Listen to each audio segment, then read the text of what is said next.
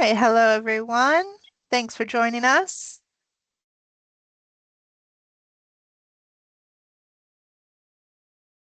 All right, it's officially 10:30, so we're going to get started. Kia ora koutou and welcome to today's session of the Hawke's Bay Chamber of Commerce Business Insights webinar series. I'm Jessica. I'm the event manager for the chamber and just want to start off by saying thanks so much for joining us this morning. Just a quick note that this webinar is being recorded and it will be available on the Chamber website to watch again after today. Today's session is Step Back and Set the Right 12-Month Priorities. And this is a practical topic for any business owner or leader who is looking to step out of their day-to-day and review their direction, their focus, and what will drive growth and profit over the next 12 months. We're joined by John Hutchinson, Director of PlanA Consulting. John works alongside owner-led businesses to strengthen decision-making, improve profitability, and reduce pressure. Today, he's going to share a practical approach to reviewing your strategy, setting clear priorities for the next 12 months. John will pause at key points during the session to take questions, or you can add your questions into the Q&A or the chat, and I will be monitoring those and I'll bring them to John's attention at the appropriate moment. So kia ora and over to you, John. Kia ora, folks. Thanks, Jess, very much for that. Imagine this. It's Sunday afternoon, you're sitting at home in the lounge, you've had a busy old week, you're sitting in your chair, the sun's streaming in the windows and you're just chilling out. And one of the kids come in and they go, you wouldn't believe it, I've gone and kicked the ball up on the roof. You think, man, this always happens. So you wander out, you go out to the garage to get the ladder. Of course, you've got to move a car, 2 push bikes, move the skateboard. You get the ladder out and you wander around and you lean up against the wall where you normally climb up. You get your little mate to hold the ladder so you're nice and safe. And you climb up the ladder onto the roof. And you get onto the first part of the roof and you can't see the ball. So you think, oh, it must be on the other side. So you walk up the hip of the roof and you look over and you still can't see it.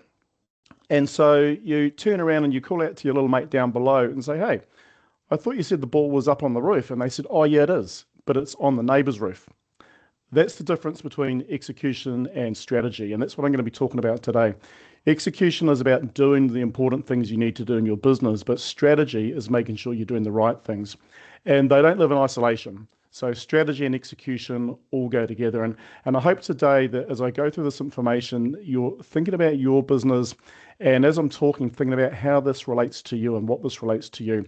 And I'm going to show you the frameworks that we use when we work with business owners to help them develop strategy, but then more importantly, to get execution done. So a little bit about PlanA Consulting and us. So there's 2 of us. There's Ray, the chap with the hat on, who's on the call somewhere, I think. So Ray leads our PlanA Business Builder program. This is aimed at your SMB, anywhere from that sort of startup to $3 million stage. And we have a program for members around that. And then I tend to work with folks more in that advisory, bespoke, board of directors, advisory board type area. And so just a bit about our background so you understand that we're coming at things from a very practical approach. So both of us in the early stages of our career were involved in policing way back. And although we knew each other, I don't think we actually worked with each other.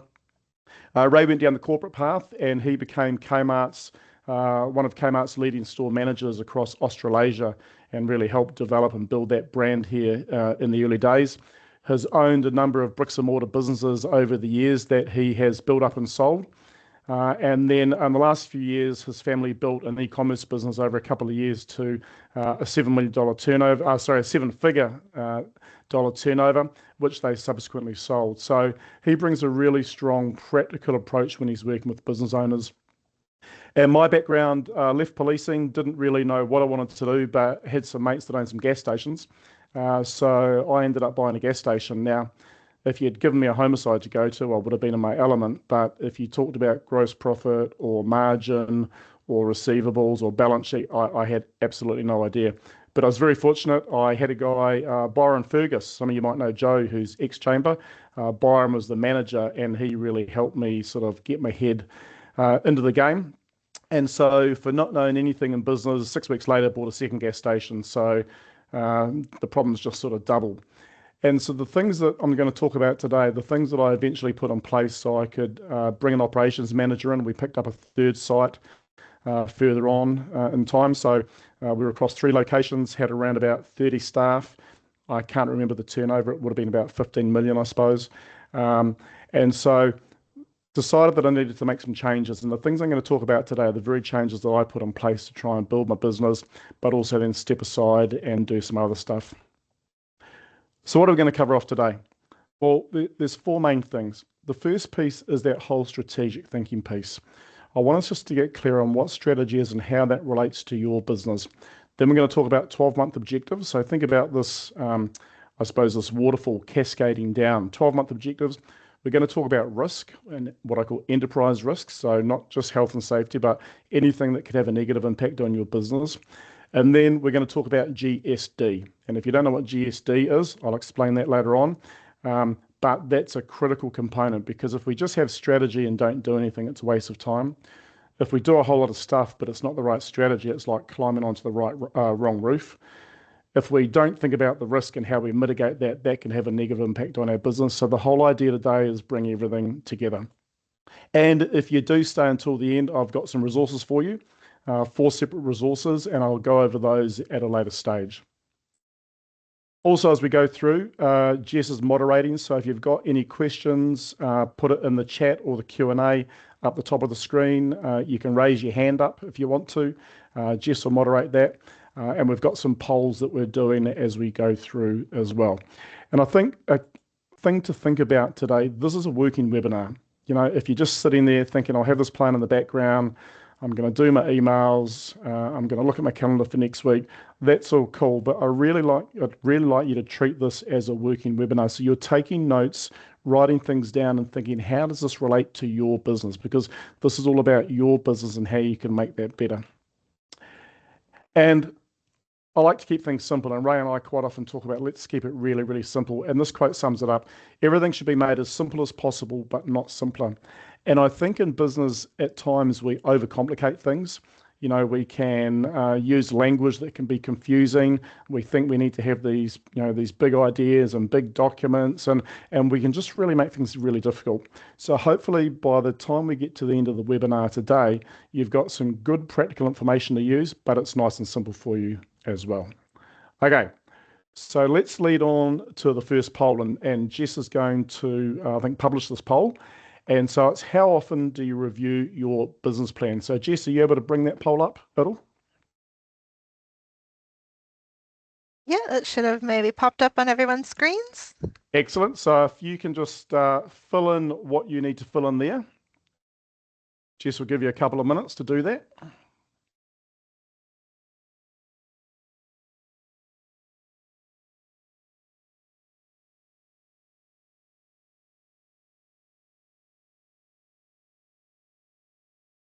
You decide, Jess, when you're ready to publish those results.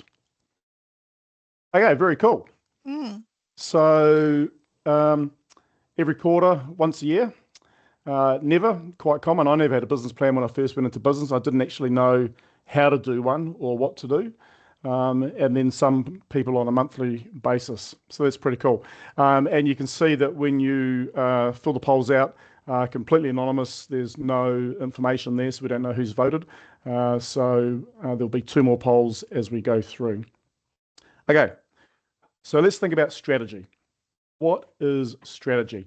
And you'll notice as I go through too, just a shout out for Simon Cartwright from Simon Cartwright Photography. I got a few photos of Hawke's Bay around the place. If you're ever looking for good photography work, Simon is the man for that. And I think when you're thinking about strategy, we should always be thinking about real world improvements for your business. We don't just want to talk about strategy for strategy's sake. And, a question quite often will come up is, do we actually need to think about strategy, or do we need to have a strategic plan? Do we need to have business objectives? And of course, the answer is absolutely not. You don't need any of that, but I do believe that it actually helps. And let's have a look at a real world example. So these are some folks I worked with a number of years ago. When we first met them, turnover was around about 850K. And so what they did is we looked at the direction they wanted to go. We put some 12-month objectives every year, and then they just got out and executed really, really well. And so some of the things we did, we looked at their pricing and their GP. How can we maximize the gross profit dollars that they were getting out of their transactions? We looked at their whole follow-up process and their CRM because for a lot of business owners, they're quite good at generating leads, but they don't have a good follow-up process, or they just leave sales on the table. We looked at a CRM. CRM, if you don't know, is customer relationship management. So we looked at some CRM software, but also that whole process for the customer. They really focused over those years about improving the customer experience. And if you just think about your business, is there anything that you're doing right now that is putting a barrier in front of your customer? It's making it hard for your customer to want to do business with you, because as soon as we put a barrier in front of our customer, there's the temptation for them to go, we'll go elsewhere. So we looked at that. We looked around their cash flow and debtors, because if you're in business, as you know, profitability and cash flow are two completely different things. So we made sure that they had sufficient cash cycling through the business that they could get on and do what they wanted to do. And then we tightened up on the reporting and structure. So we built a small advisory team for them, which was the owners, the accountant, and myself. Had some good reporting in place, so we knew what was going on. And they just got their people very clear on who was to do what and what the roles were. And I think about it in this simple way. We get the work in, we get the work done, we get the money in. And that's what these folks did. And you can see that for them, over a 6-year period, when I first met them, turnover was around about 850K. And then it built up to about 5.5. And the great thing is it wasn't just turnover, it was profitability as well. So what strategy? It's a really good question. And I reckon if I asked 10 different people what strategy was, I'd probably get 10 different answers. And I don't think there's a right or a wrong answer. I'm going to tell you what I think strategy is and how I think it relates to business. But think about it as that helicopter view. It's sort of elevating above your business. For business owners, we're really good at getting things done and underway. We put our heads down and we sort of do the day-to-day stuff. But I just want you to ask yourself, when did you last stop and take a step back around your business and think about that bigger aspect? And so if we're not clear what strategy is, then we can understand what it isn't maybe. So strategy is not a vision or a mission. That might be part of your strategy, but that's not strategy. Strategy is not a list of projects. It's not a budget. It's not a whole lot of things that need to happen. They're all things that happen in our business, but strategy is simply choices. And strategy is saying, let's have a framework to talk about choices. And as we go through today, I'm going to use a framework that talks about 5 integrated choices. And this came from a book I read a number of years ago by Roger Martin and AJ Lafley. Martin was a dean at Rotman University in Canada, and Lafley was the CE of Procter & Gamble at the time. And Procter & Gamble was really just leaking cash. They were unprofitable. Things weren't going really well. And as a result of this, they were able to, or Lafley was able to double Procter & Gamble's sales and also significantly increase market share. And so what I'm going to talk today are what I believe are the 5 strategic choices that you need to be asking yourself about your business. And I'm going to go through them separately one by one. But what's our winning aspiration? Where will we play? How will we win? What capabilities must be in place? And what are our management support systems? If we can answer those 5 questions, or if you can answer those 5 questions, then I reckon you're going to be a lot further ahead than a lot of other people, because they've never actually taken the time to stop and think about this. So here's Pete's Plumbing. So I thought I could talk about strategy all day, but it's going to be pretty boring. You want to be able to relate it to your business. So as we go through today, I'm going to have Pete's Plumbing as an example. And Pete's Plumbing is your typical SMB, a couple of owners in it, probably 15 or 20 staff, turnover 3 to 5 million, but they look into the future. They don't just want to be unblocking drains and cleaning toilets. So we're going to use Pete's Plumbing as an example as we go through.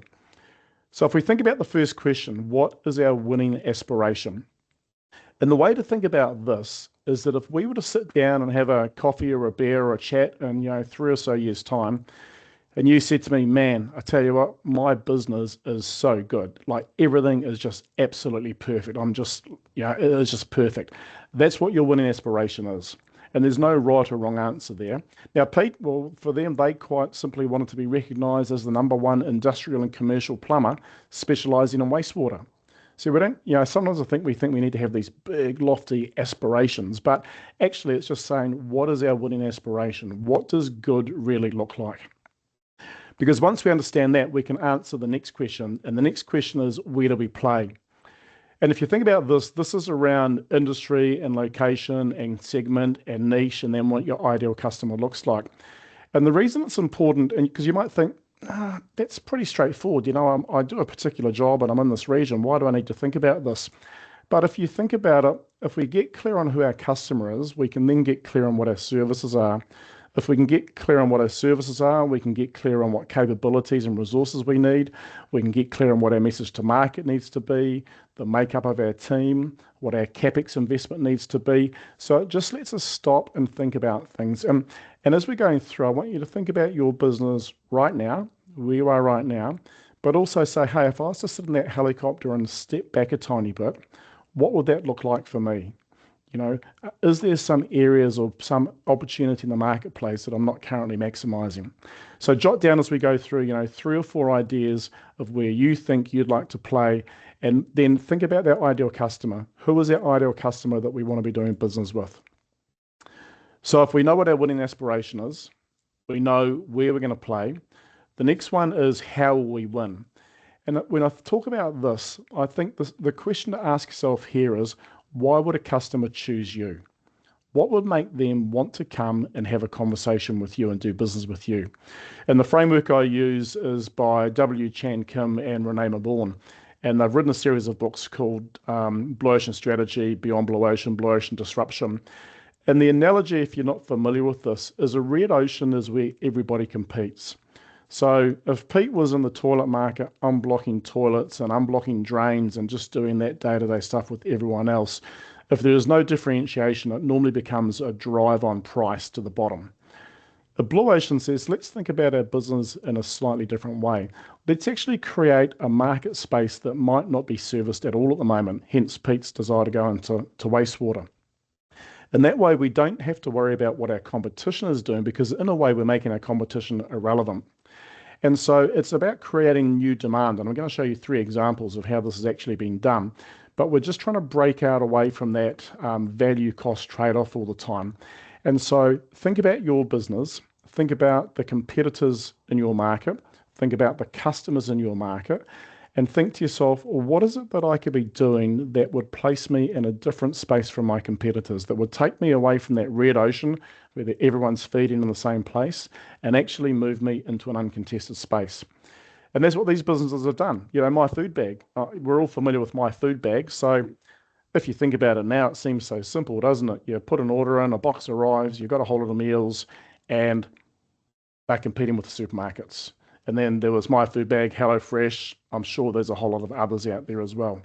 On a global scale, Uber and Uber Eats. Who would have thought that the taxi market, which is a very regulated market, who would have thought that over time that whole industry would change? And not only that, if you lived in a city, and I live 20 minutes out of the city, so Uber Eats does not feature out this way at all. I'm semi-rural.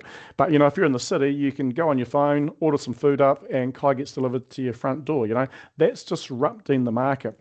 And even locally, there's a local company called Foxbite. And Foxbite have developed an AI product called Pulse, which really becomes the AI ecosystem that sits inside a business. And so they've created a product and a demand that's not there. No one else is delivering what they're delivering. And so when you're thinking about your business, think about why people want to come to you. What is it that you can be different? So you don't want to compete in the same space as everyone else. You want to, forge your own path. And for Pete, pretty simple. They had just found a way to deal with sustainable water. And that was the reason that they were in that particular space. So just jot down 3 or 4 ideas for yourself. What is it that you think makes people come to you? But more importantly, what is it that you could do that is different, that sets you apart from the competition? And this is what strategy is all about. Strategy is saying, let's just take time to stop and think. And sometimes I think thinking is so underrated because we're so busy being busy and just doing stuff all the time. So just take the time to stop and think and ask yourself these questions.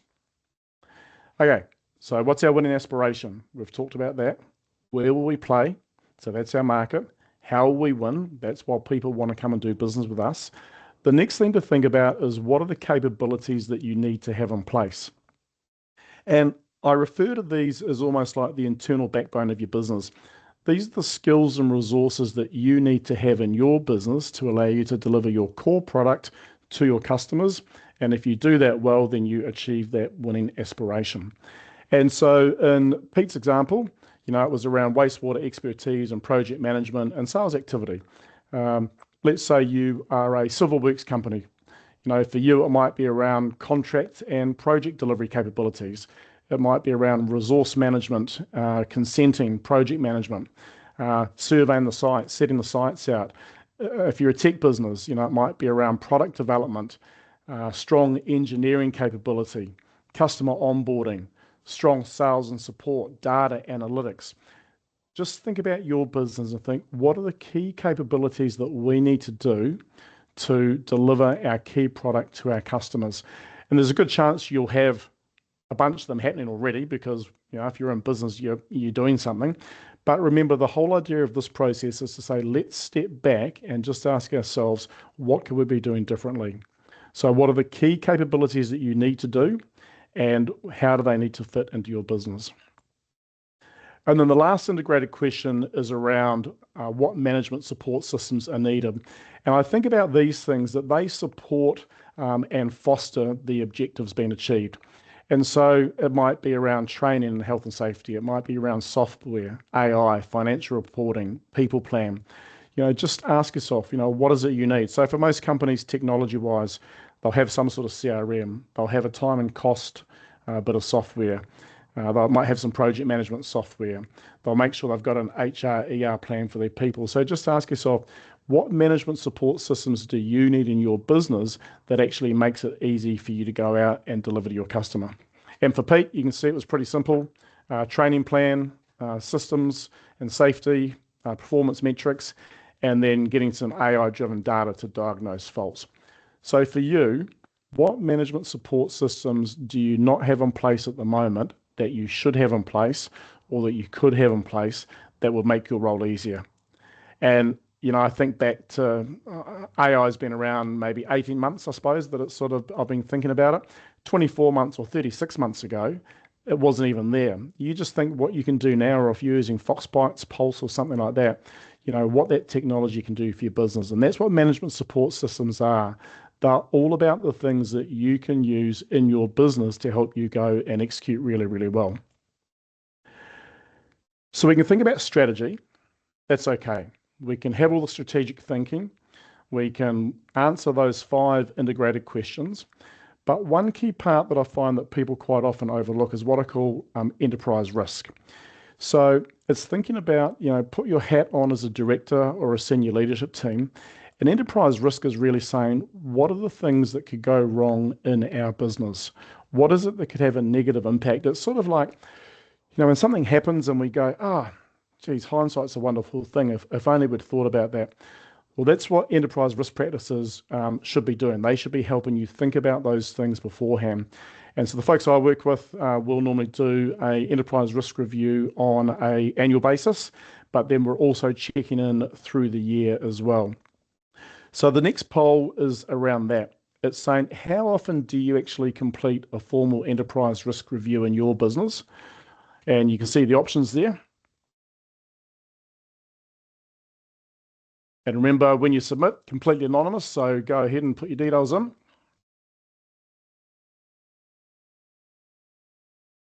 Just give it a few moments to scroll up.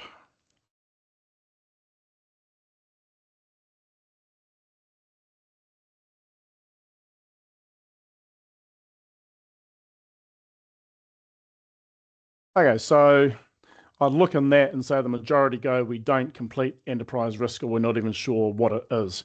And again, I get that because that's, I suppose, how I was when I first went into business. I think about when I complete an enterprise risk review, I think about in 4 separate areas. The first one is the regulatory part of your business. So just thinking about all the regulation and compliance that has an impact on your business and what it is you need to do. Then we look at some business and operation questions and just think about all those what-if scenarios. We think about technology and the impact that technology could have on our business. And then we think from a client's perspective as well. And I think for the when I do the enterprise risk review, it's around about 80 odd questions that we go through. And we just simply score it on likelihood to occur, the impact it will have on our business, and the velocity that that impact will be. And what it does, it provides us a very simple visual chart straight away. And it doesn't normally tell us anything we haven't thought about, but it provides us a pretty clear snapshot about what are the things that could potentially go wrong. And so for Pete, Pete did that very thing. And he worked out that the main four risks for his business was customer concentration. So if he was going to be working in that council farm space, that's where he wanted to be around wastewater, then he needed to make sure he wasn't just working for one customer and being at risk there. He needed to have the right people on his team, good training, and they needed to deal with cash flow. And I'll show you as we go through a really simple dashboard that you can have in your business, and it doesn't matter whether it's a business of one or a business of 100, to keep those risks in front of you. So I just want you to take a couple of moments. I just want you to jot down 2 or 3 things that you think are the top risks in your business. What could make your business go wrong? What could, be something that you go, man, I just should have thought about that. So a couple of minutes, or not a couple of minutes, but a couple of seconds, just jot down what you think the 2 or 3 top risks are. And then at some stage, you need to go back to those and go, right, what is it we can do to mitigate those risks? Some will be in your control and some won't be. And that's it. That is strategic thinking, as simple as that. And you can see that you can capture all of that information on one simple page. What's our winning aspiration? Where to play? How to win? Key capabilities, management support systems, and then the risks you need to consider. And that's strategy. Strategy is just saying, let's think about all these different things, but let's think about them in a structured way. Because if you don't have those integrated questions, what you end up doing is you end up doing a whole lot of planning. And that's okay. Planning's fine, but it's not giving you that helicopter view of your business, because good strategy then leads into 12-month objectives that we'll talk about very shortly. Now, we haven't got time to talk on this today, but when I do this exercise with folks, we also talk about, what are the values of a business? What's important to you? And I refer to values as the heartbeat of your business. This is what you make decisions on. And, you can say that values drive behavior, and then behavior drives culture. And when people say to me, oh, God, things aren't very good, or, Jimmy's not doing this, or I can't get my team to do this, my simple answer is look in the mirror, first of all. I think if there's an issue in our business, we always need to look in the mirror, first of all. But if you're very clear on what your values are and how those values work in your business, and they're living things, they're not just things that, get put on a bit of paper and go in the bottom drawer, then you can build a really, really strong culture in your business. And I can think of the folks that I work with, some of them, they have the values in their pay slips. Others talk about them at their toolbox meetings. Others have got them on the wall as you walk into the entranceway, and they become part of the conversation. If there's an issue to be discussed, a behavioural issue, or maybe things aren't working quite well, it normally goes back to the values. So I really encourage you to do this. We haven't got time to go into this today, but if you can get very clear on what those values are, then that will help you immensely, in my view. Don't use words like honesty or integrity, though. I would suggest that they're table stakes. We should always be honest, and we should always act with integrity. And if you're familiar with Simon Sinek, he's an American commentator, he always says, verbs is what value should be. So instead of just saying, you can't say to someone, integrity, what does that mean? But, if we always act with the best intentions, that's a value. It's a verb. It's a doing thing. Okay, Jess, any questions at this stage at all from anybody? Or does anyone have any questions? Nothing in the chat, but feel free, everyone, to unmute yourself and or put up your hand, and I can call on you. And if you have any questions for John, he can answer them at this time. If you have anything so far. And I'll take silence to mean no. To raise your hand, if you don't know, just at the very top, you'll see a little raise your hand icon. You can just click on that. Nothing there, Jess? No, not so far. People are saving the best questions for last, I think, so. So we've become clear on what our strategy is. We've answered those 5 integrated questions. We've made our choices. We now need to set what I call your 12-month business objectives. And so strategy is not something that we reset all the time. I'll normally do a strategic review with the business. We're always referring back to it, but we're not resetting it all the time. The strategy is our direction of travel. It's that helicopter view. But 12-month business objectives just give us some key things to be thinking about for the year. And so today is the 8th of April. So now's a good time to be starting to ask yourself, what is it that I want to have achieved by the time we get to March 27? And again, a bit like strategy, do you need to set objectives? Absolutely not. You can just get on and do stuff. And I never did anything like this for the first 2 or 3 years. But what it means sometimes, if you don't take a moment to step back, set some objectives in place, we just do stuff, and whatever comes up and whatever lands in front of us, we tend to do. Whereas I think if you can bring some structure around your objectives and the focus for the year, it helps guide the team, helps guide activity. It also lets you say no to things as well. I think as business owners, sometimes we are so busy in saying yes to everything, but actually by being clear on our objectives, we can say, well, no, we're just not going to do that, or that's not going to happen. That's a waterfall if you can't work out what that is. So again, think about a waterfall. The strategy sits at the top, then cascades down through our values, down into our 12-month objectives. It's going to come into our 90-day plans very shortly. It's going to come into our key tasks and activity, and everything's got a flow-on effect to it. And I suppose the first question is, as I said, why would we set them? And I think quite simply, it just provides a direction of travel. Now, if you're in business on your own, and you might do this sitting down at a cafe with a bit of paper and a coffee and just jot 3 or 4 key things out that you want to achieve. If you have a larger organization, then it's bringing your senior leadership team together and talking about what is it that we want to do? What does the function need to be? And there's a American author, John Maxwell. I don't know if you've heard of his analogy of big rocks. And he has a container, and he has some big rocks, some sand, some little rocks, and some water. And it's about trying to fit everything in. And so if you tried to put all the water and the sand and the small rocks in, there'd be no space for the big rocks. And that's what your 12-month objectives are. They're just, what are the big rocks that we want to focus on for the coming year? And my view, less is best. I would say 3, maybe 4, but no more than that.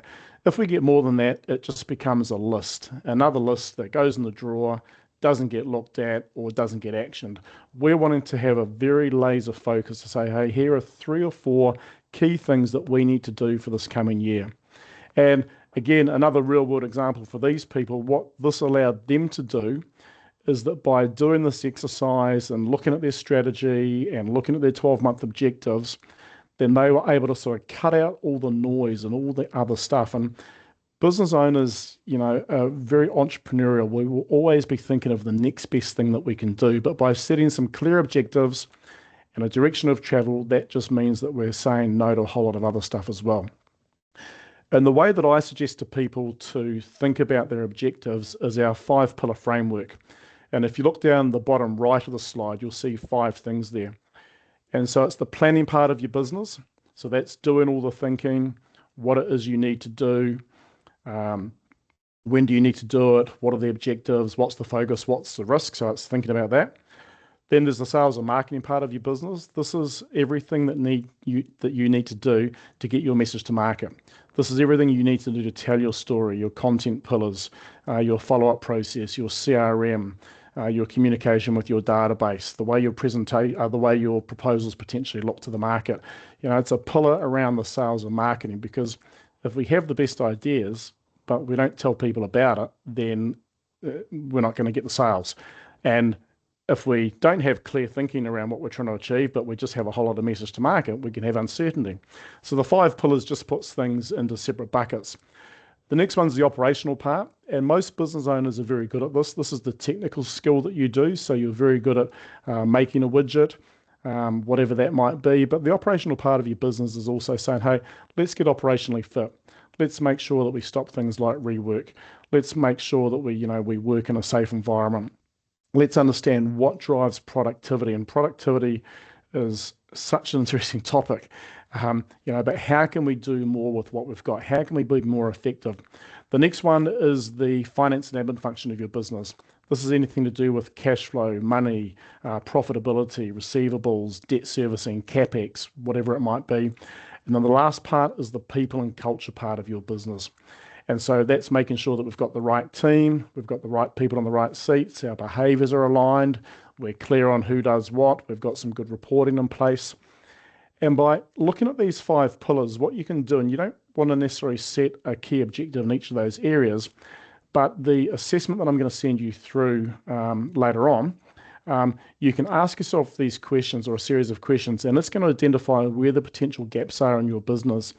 And remember, our 12-month objectives should be supporting our strategy. We don't want to be climbing up the ladder onto the wrong roof. So our 12-month objectives should link into what our strategy is. And the 5-pillar framework is a very simple way for you to actually go ahead and do that. And in my language, I break it down in 2 parts. I have what I call a primary objective. So that's the big rock. And then there might be 3 or 4 enabling activities that need to take place. And in Pete's example, Pete decided that he needed to have good message to market, right people on the right seats, and then some good financial management.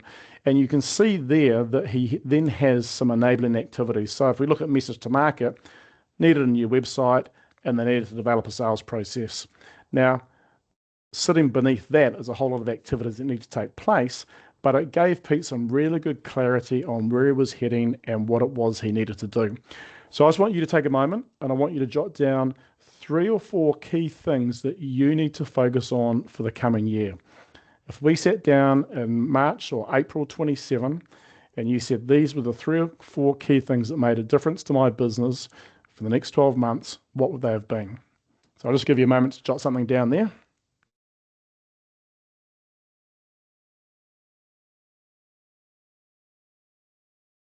So we can have our strategy, we can have our 12-month objectives, and if you do just that, that will put you ahead of a lot of other businesses right now. But I think the key thing here is to shorten the focus, because if we just have set some 12-month objectives, they'll probably go in the bottom drawer, we won't look at them again, and nothing happens. And so I tend to think in 90-day sprints. So Q1, April, May, June, Q2, July, August, September, and so on. And again, we're not trying to overcomplicate and do a whole lot of stuff, but for Pete, it was pretty clear. For the first quarter of the year, or the financial year, he wanted to focus on selecting an agency to help him build his website or to build his website, and he knew that he needed to have regular sales meetings with potential clients. So we have an objective, that's the 12 months. We have the focus for the quarter, and then I would suggest have some sort of KPI. Now, the KPI can be a yes or no, or it might have a number, it might be a percentage, whatever that measure is for you. But again, Pete wants to be able to look at this with his team. They want to make sure that they're on track to do the things they need to do, because they know that if they do the things they need to do, for example, if they identify the training gaps and set a plan for the team, that's going to help them achieve their broader objective, which helps them achieve their strategy. So be thinking for yourself as you set your 12-month objectives every quarter, and if this isn't part of your rhythm, I'd really encourage you to do this, but every quarter say, righto, what are 3 or 4 things that we need to do for this quarter that fit into our 12-month objectives? Because we want to get to the end of the 12 months, and you can put a tick in all of those boxes. And then here's what I think is the secret sauce for people. This is what separates some businesses to others, and I call it GSD, get stuff done or get shit done, depending on how you want to say it. And for a lot of folks that I've worked with over the years, they have the best ideas, they have the best intentions, but they don't actually get out and get things done. There's always a reason why they can't do something. There'll always be a distraction. They'll always get pulled in another way. And so this is the climbing up the ladder piece. We want to have the strategy to make sure we're climbing onto the right roof. We want to have all the right tools, have the ladder and everything, but then we've actually got out and get the work done. And that's where if you shorten that view, if you look at that 90 days, if you think about things on a more granular basis, just always be asking yourself, what is it that I need to do today that's going to move my business ahead? And there'll always be things competing for your attention. If you've got staff, there'll always be people, wanting you to do stuff. And this is where I probably fell down in the early years of my business because I was trying to do everything, but it just wasn't working. And I remember it was end of financial year, it was probably 10 o'clock at night, and I'm at one of my sites stock taking pies of all things. And I had this young lady, she was probably 17 or 18 working for me, lovely person, but she just kept coming back and asking question after question after question. And I realized that if I was trying to do everything for her and give her all the answers, I couldn't get my own stuff done. And that was really the turnaround for me, I suppose, to work out that I needed to build an operations manager role into my business. Now, it took me 3 goes to get the right person, and that wasn't because of the people that I selected the first 2 occasions. That's probably because I wasn't clear on what the roles were. But then that allowed us to go and get stuff done. It allowed us to focus on all the day-to-day stuff that linked into our 12 months, that linked into our strategy. And what that meant for me is that I had 3 gas stations at that stage. I had 2 when I got my operations manager, but I had 3 towards the end. But what that allowed me to do is that I was able to step out of that business, not completely, but on a day-to-day basis. And we got involved in some property investment and some other stuff because the operations manager was delivering on the activity. He was delivering on the plan and they were just getting stuff done. So just ask yourself, what is it that you need to be doing in your business to get stuff done? And you can see it's got this revolving door feel about it. Strategy, 12 months, 90 days, do some stuff, review it. And we've got that continual loop all the time. And getting stuff done is, I think, the biggest challenge for a lot of businesses. They have the ideas, they have the capability, but they're like a magpie. They're just chasing after the next shiny thing. So, Jess, if you bring up the third poll, thanks. And I want you to ask yourselves and be honest with us, what is it you think is the biggest obstacle to you getting stuff done? Is it you don't have the right people or skills, lack of time or resources, not sure what to do, uncertain market conditions? What is it? And Jess, is that on my one, that poll isn't allowing me to select an answer. Is that, So I decided to mix it up for this one. oh, how do we do And this one? Oh, we move we're it up or down? actually ranking these options. So if you can put what you think your biggest obstacle is at the top, and rank those options down to the the least. Yep. So click on the Yeah. up or down arrow. Yep. Yeah. Interesting. Okay, cool.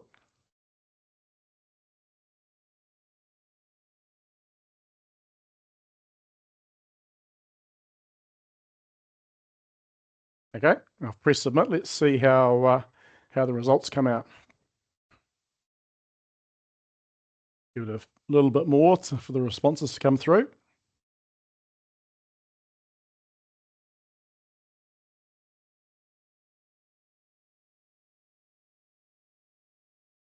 Okay, so lack of time or resources, not sure what to do, skills or gaps, and uncertain market conditions. And I think that lack of time or resources is something that comes up on a regular basis. And look, that's how I was when I first had my gas stations. I'm not scared of hard work. I was taking work taking work to home at night time to do it. Wasn't doing it though. I was there first thing, thinking I had to be there last at the end of the day. And time just seemed to be that thing. And I think if you get good clarity in your business, if you understand what the strategy is, if you understand what your key objectives are, if you know what you need to do, the time sort of becomes a little bit irrelevant in a way because then we're becoming more focused. So if you are challenged with time, I hear you. I've been there, done that. But you can get your way past that. So don't feel that you're stuck in that position. And here's another real world example. For these folks, they were able to get stuff done. And you can see there that not only did the turnover grow and they became more profitable, but they were finally able to take some holidays and take some time away from the business.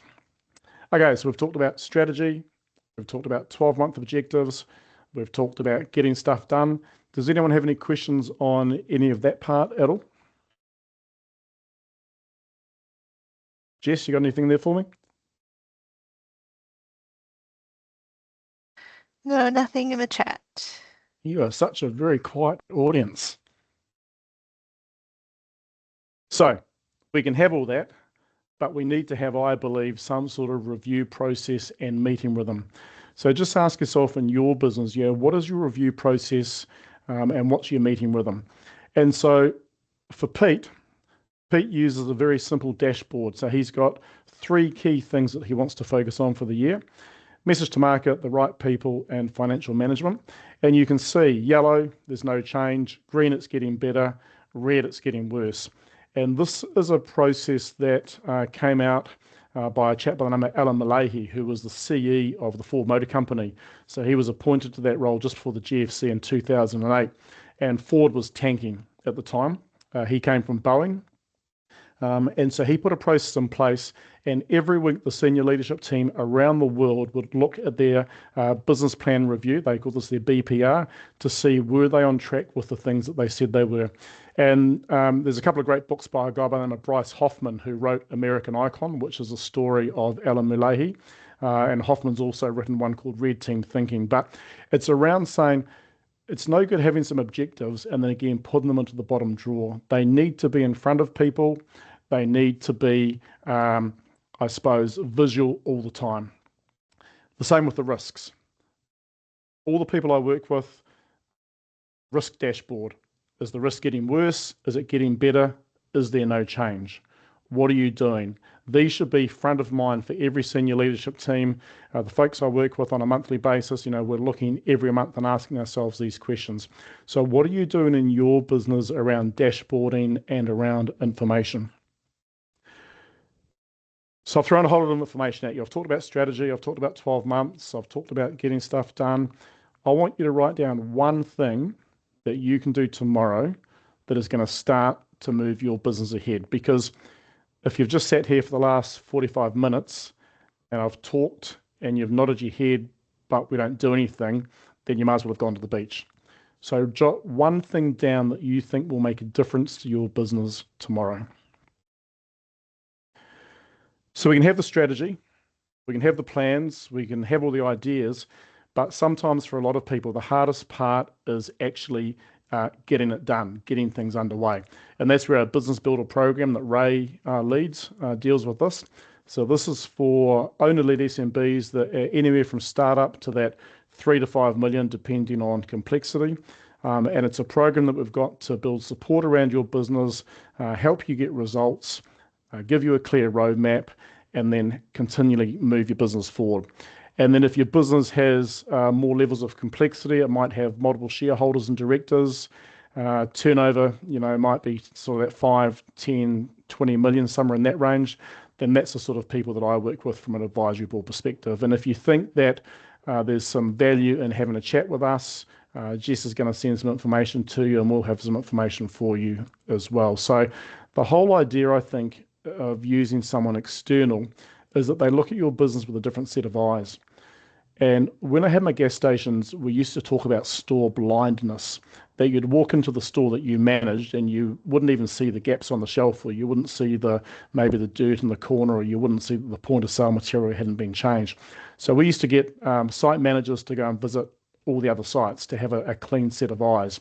And it's the same for some of the construction companies I work with. They'll get some people that don't work on that particular site to go in and do a peer review on the site. And that's part of the value, I suppose, of having someone external like us working with you, if that was something that you might be interested in. Okay, I'm just about done. Any questions before I talk about the resources at all? And Jess, if you haven't got any there, I have got some common ones. But does anyone have any questions? Raise your hand, put it in the chat. I see there's some stuff in the Q&A perhaps. Yeah, we've got a question in the Q&A from Ollie. It says, in your experience, what is the best way for business owners to change their mindset to grow from $1 million to $5 million, then to 10 million, and then 20 million plus? That's a really good question. I suppose initially it's got to be an internal thing. I don't know about you folks, but when I first started in business, I just wanted to change, and I didn't really have any aspiration. And I think the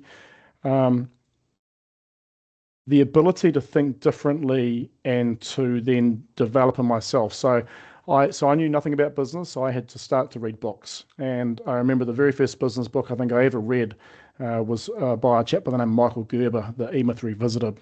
And so that allowed me to start to work on my mindset. And then Seven Habits of Highly Effective People by Stephen Covey. I read that. I listened to audio tapes back in the day. There was no webinars or podcasts or anything like that. It was, the good old audio tapes.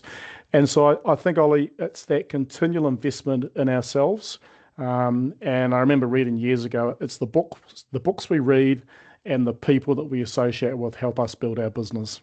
So I hope that answered in it some way. Any others there, Jess? Not so far. I have a question though. Sure, go for your life. Um, yeah, what are some of the trends that you're seeing in Hawke's Bay specifically that are actually creating some external risks for businesses in the region? So risks that the businesses don't have the ability to control. Mm, mm. I think supply chain, well, it depends on the business because every business has a different risk profile. I think supply chain and obviously fuel at the moment is going to have an impact on pricing. I work with a number of trade clients, and so starting to see fuel adjustment factors and that sort of thing, having an impact. But then even think back to 2023 and Gabrielle, which seems a distant memory now. But for a lot of people, they didn't have business continuity plans in place. They hadn't actually thought, how do they operate if they can't physically get into where they are? Some folks had, which is fantastic. So I think there'll always be different risks for different businesses. I think the key point is actually just stopping and saying to yourself, what could go wrong? And then what do I need to do to change that? Thank you. Some other questions. I'll just run through some of the common ones that people do. Where do I start? People go, hey, it sounds really good. That's cool. But actually, where do I start and how do I get underway? And I think the first thing I'd say to people is just stop and take the time to think. Now, go and sit at the beach, go and grab a coffee, and just go and take the time to think about your business because we're so busy doing the doing all the time that we just don't have time to think. And so once you've started to do that, then just start to commit things to, a bit of paper, be it paper or a tablet on a whiteboard or whatever. And for me personally, I always find that if I can get information out of my head and get it down in front of me, it allows better conversations and better questions. The good thing working with, because Ray, who leads our Business Builder program, we've only been working together, although we've known each other for 20 plus years, only been working together for the last year or so. Previously, it was just me. But I even know for myself, it's so good having someone to bounce ideas off and have conversations with, and someone to challenge your thinking and test your thinking. So if you're not sure where to start, I would say do a bit of thinking and then start to find someone else that you can bounce your ideas off. And another question is often, hey, listen, I haven't got a team of people. It's just me or me and a couple of people. Should I be doing this process? And my answer to that is always, it depends. But I do think that even if it's just you as a solopreneur, taking the time to stop, look at your business, think about what you're doing and why you're doing it, I do believe there's huge value in doing that. So what are the resources? If you're still here, thank you very much for still being here. I've got 4 resources that I'm going to send through to you. The first one is a page on a plan. It is an A3 document. It has all the strategic choices that we've talked about, a space for you to fill that information in, has a space for you to put your values in, it has a space for your 12-month objectives, it has a space for your key risks that you can be thinking about those, it has some KPIs for you to use across your business, it has a reverse budget, which is basically the way that I think of a budget is profit plus any debt service and requirements plus expenses equals GP dollars required divided by GP equals turnover. So it has an area for you to work that. And it just is a one-page document that you can continually be referring to in your business to go, am I on track or am I not? I'm also going to send you a business self-assessment test, 42 questions, and it's based on those 5 pillars. So that will just let you think about your business, not so much at a strategic level, but to set those 12-month objectives. I'm going to send you what we call our business blueprint, and this is for our business builder members. We have a whole lot of resources for them to use in their business. I'm going to send you the blueprint we have around enterprise risk, which is going to talk about enterprise risk, how to manage risk, how to manage your risk, and also I'm going to send you the slides as well if that's of help to you. And that's pretty much it, Jess. So I hope there's a lot of information in 60 minutes that I've got at you. But I think if you think in simple terms, think about what's my strategy, what's my 12-month objectives, what's my 90-day focus, what are the risks that I need to consider, and how do I go and get stuff done? And I think if you do those things, then you'll be a lot further ahead than a lot of other people. And here's a quote from Jim Collins, again, another one of my favorite authors. He said, high performance is disciplined people with disciplined thought, with disciplined action. And I just leave that with you to think about, because I think if you can have disciplined people in your team, the team's not reliant on you. If you can have disciplined thought in your business, so you're not having to provide every answer and every solution, that helps lead to high performance. And then if you can have disciplined action, you can actually get out and get shit done, that's going to make a huge difference. So thank you very much, Jess. That is me. Unless you've got any final questions, I'll let you wrap up. Yeah, well, thank you so much, everyone. Thank you, John. I've just put up a quick poll. So if you enjoyed this, please give it a thumbs up. If you think we could have done better, happy to have a thumbs down so that we know there's something we can improve. This is our second webinar of the year here at the Chamber of Commerce. This is something that I really want to do more of so that we can record these and have a database on our website for you to rewatch. At any point, send to friends or other business partners that you might have. And for people that are entrepreneurs looking to start up a new business, we want to have a bit of a depository there. So if you have any ideas of other topics that you think we should cover, if you know of anybody that you think would make a great presenter for one of these webinars, please do get in touch. I know John has some ideas of what he might be wanting to present next. So do you want to run through some of those ideas, John? Yeah, Jess and I and Elena from the Chamber had a chat a few months ago just talking about different things. I'll be really interested to get feedback, and I will come out and ask for some feedback about what you think might be appropriate. But one of the things I really want to talk about is what I call the lifetime value of the customer, and just thinking about that customer experience and what that can mean to our business. So probably something around that, something around operational fitness, which then leads to better business results and productivity. So that's very important as well. And other than that, I'm a little bit loose. So really keen, Jess, for any feedback that anyone has, or if you've got any ideas, drop them in the chat, or send them to Jess or send them to me. I've made a commitment. If people have got value out of this, then I'll probably do 4 for the year. And I know, Jess, you've got a whole lot of plans for others that you're going to do with other people as well. So it goes back to Ollie's question earlier on, I suppose. If we continue to feed our mind, then that lets us think about different options. Yeah, great. So yeah, I'll be sending John all of your contact details. So John, can they expect those resources maybe within the next few days or a week or so? Yeah, I think it'll be, uh, I'll say within the next week, Jess. Great. So if you haven't heard from John by then, get in touch with me and I'll make sure you get those resources. No, they'll definitely be going out. The reason I say that, I've got to go and pick my granddaughter up for school holidays tomorrow, so I'll be out for a couple of days. Great. Enjoy that. And thanks again so much, everyone. Enjoy the rest of your day. Good on you. Thanks, everyone, for coming. Hope you got some value out of that. Bye-bye. Thanks, John. Thank you. Ka kite.